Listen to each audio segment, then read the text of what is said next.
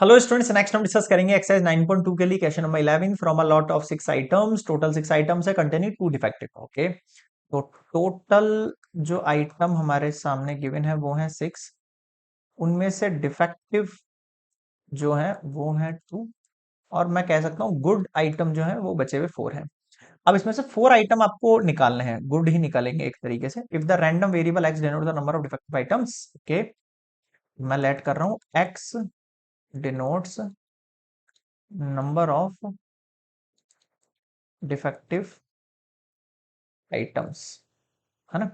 Number of defective items chosen, आपको defective items जो है वो चूज करने हैं भैया। ठीक है, चलिए शुरू करें।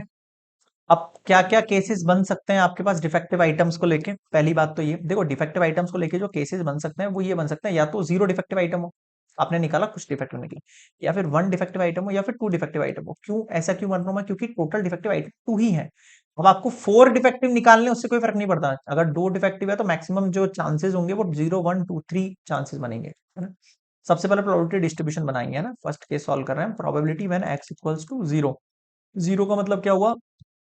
नो डिफेक्टिव आइटम, कोई डिफेक्टिव आइटम नहीं है। इसका मतलब अगर आपको चूज जो आइटम करने वो 4 करने, तो आप गुड में से करोगे। 4 आइटम चूज करना है, total number of ways out of 6 होगा।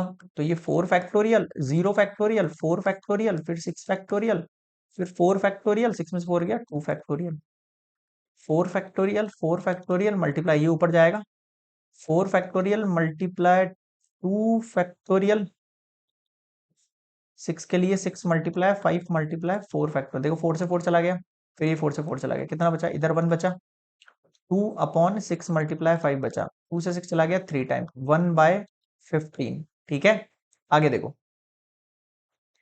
पी एक्स इक्वल्स टू 1 के लिए बना देते हैं अपन, है ना। अब एक्स इक्वल्स टू 1 का मतलब क्या है आपके पास? कि 1 तो जो है वो डिफेक्टिव है एंड 3 जो है वो गुड है। समझ रहे? टोटल 4 चूज करना है, तो 1 डिफेक्टिव चूज करेंगे किसमें से? टोटल 2 डिफेक्टिव में से। फिर 3 गुड जो है आइटम वो चूज करेंगे, टोटल कितने में से? गुड आइटम में से। समझ में आ रहा है क्या कहना चाह रहा हूँ भाई? अगर मुझे टोटल गुड आइटम दे रखे हैं जो कि 4 हैं, तो उसमें से मैं 3 गुड आइटम चूज कर रहा हूँ, है ना, और मैं 1 डिफेक्टिव चूज कर रहा हूँ, टोटल 2 डिफेक्टिव में से। नीचे टोटल नंबर ऑफ वेज 6, और चूज कितने करने हैं मुझे? 4 करना है टोटल, है ना। पीछे 4 लिखा था ना, हाँ। अब लिखो इसके लिए भी 2 फैक्टोरियल, फिर 1 फैक्टोरियल, फिर 1 फैक्टोरियल, फिर 4 फैक्टोरियल, फिर 3 फैक्टोरियल, 4 में से 3 गया 1 फैक्टोरियल, फिर अपॉन में आ जाओ 6 फैक्टोरियल, फिर 4 फैक्टोरियल, 4 में से 6 में से 4 गया 2 फैक्टोरियल। आ जाओ, ये 2 मल्टीप्लाई 1 ही हो जाएगा एक तरीके से, ये 4 मल्टीप्लाई 3 फैक्टोरियल अपॉन 3 फैक्टोरियल हो जाएगा, ये सबसे ऊपर जाएगा 4 फैक्टोरियल मल्टीप्लाई 2 मल्टीप्लाई 1 कर रहा हूँ मैं, 6 के लिए 6 मल्टीप्लाई 5 मल्टीप्लाई 4 फैक्टोरियल कर रहा हूँ। देखो मैं मान के चल रहा हूँ कि आपने क्लास 11th में जो है क्या बोलते हैं, कॉम्बिनेशन कॉम्बिनेशन ये सब पढ़ रखा है अच्छे से, तो इसलिए मैं थोड़ा सा स्पीड से कर रहा हूँ ये वाले क्वेश्चन। इनमें ज्यादा टाइम लगाएंगे तो बहुत ज्यादा टाइम निकल जाएगा अपना। 2 से 6 चला गया 3 टाइम, देखना क्या वैल्यू बची। इधर 2 बच गया, इधर से 4 बच गया, इधर से 1 अपॉन 3 5 जा 15 बच गया, 2 4 जा 8 अपॉन 15। क्लियर है यहाँ पर? आगे बढ़े, नेक्स्ट देखो, पी एक्स इक्वल्स टू 2, इसका मतलब प्रोबेबिलिटी 2 डिफेक्टिव एंड 2 गुड। समझ रहे हो ना क्या कहना चाह रहा हूं मैं आपसे? तो बनाओ इसके लिए भाई, 2 डिफेक्टिव आइटम चूज करना है टोटल 2 में से, फिर 2 गुड आइटम चूज करना है टोटल 4 गुड आइटम में से, है ना। टोटल आपके पास गुड आइटम कितने हैं? 4 है। नीचे आ जाओ, नीचे 4 आपको आइटम चूज करना है, टोटल नंबर ऑफ वेज कितने हैं आपके पास, मतलब टोटल नंबर ऑफ आइटम कितने हैं? 6 में से करना है, तो ये नीचे टोटल नंबर ऑफ वेज है आपके पास, है ना। ऊपर देखो 2 फैक्टोरियल अपॉन 2 फैक्टोरियल, 4 फैक्टोरियल, फिर 2 फैक्टोरियल 2 फैक्टोरियल अपॉन में आओ 6 फैक्टोरियल, फिर 4 फैक्टोरियल, 6 में से 4 गया 2 फैक्टोरियल। ये बच गया आपके पास 2 factorial upon 2 factorial, 4 multiply 3 multiply 2 factorial, 2 factorial multiply 2 factorial, ये ऊपर जाएगा 4 फैक्टोरियल मल्टीप्लाई 2 अपॉन में आ जाओ 6 मल्टीप्लाई 5 मल्टीप्लाई 4 फैक्टोरियल, टू से टू चला गया, फिर टू से टू चला गया, फोर से फोर चला गया। देखो क्या बचा, यहाँ वन बचा, four multiply three upon two बचा, इधर टू बचा, सिक्स मल्टीप्लाई फाइव बचा। ठीक है, अब ये टू से फोर चला गया टू टाइम, टू से सिक्स चला गया थ्री टाइम। देखो टू थ्री जा कितना है, सिक्स है, थ्री फाइव जा कितना है, 15 है। अब मुझे बताओ भाई, यहां तक समझ में आ गया क्या सबको? क्लियर है? तीन वैल्यूज निकाल दी। अब मुझे सबसे वाला पहले वाले केस में क्या लिखना था, प्रोबेबिलिटी डिस्ट्रीब्यूशन। प्रोबेबिलिटी डिस्ट्रीब्यूशन तो बिल्कुल आसान है भाई, जीरो वन टू। टू के लिए केस पे कितना आ रहा था, 6/15 है आपके पास यहाँ पर। पीछे वाला केस है आपके पास 8/15। और जीरो वाला जो केस है उसके लिए 1/15। बताओ यहाँ तक क्या समझ में नहीं आया? क्लियर है? आगे बढ़े, चलिए। अब क्या कह रहा हूँ भाई मैं, सेकंड केस मीन बनाओ इसका। तो मीन बनाने के लिए अपन इसकी टेबल बना देते हैं पहले, एक अच्छी सी, है ना।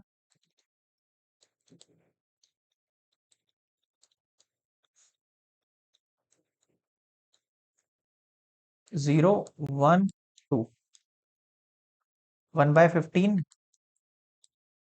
8/15, 6/15। करो मल्टीप्लाई, ये मल्टीप्लाई हुआ, ये 8/15 हुआ, टू सिक्स टू जा 12/15 हुआ। स्क्वायर करके मल्टीप्लाई करो भाई,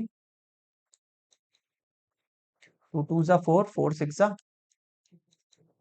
ठीक है, पहले इनका एडिशन करो, 20/15। फिर इनका एडिशन करो, 8 4 12। ठीक है, 32/15।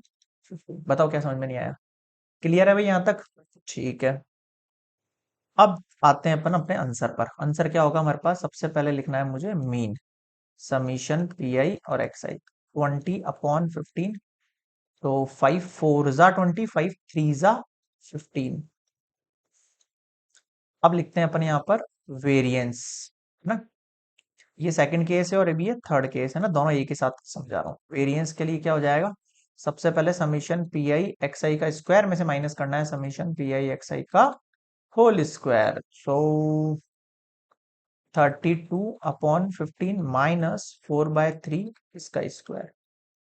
ठीक है, कॉमन ले सकते हैं अपन चाहे तो, 4 4 जा 16 और ये 3 × 3, 1/3 कॉमन ले लें, तो इधर देखो 32 है, 3 5 जा 15 होता है, और ये 3 जा। अब इसको उठा लेते हैं नेक्स्ट स्लाइड के लिए अपन। एक सेकेंड, क्या हुआ भाई,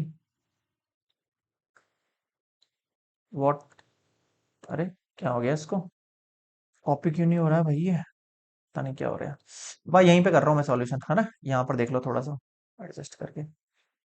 1/3, यहाँ पर एलसीएम ले लेंगे, कितना हो जाएगा आपके पास बताओ।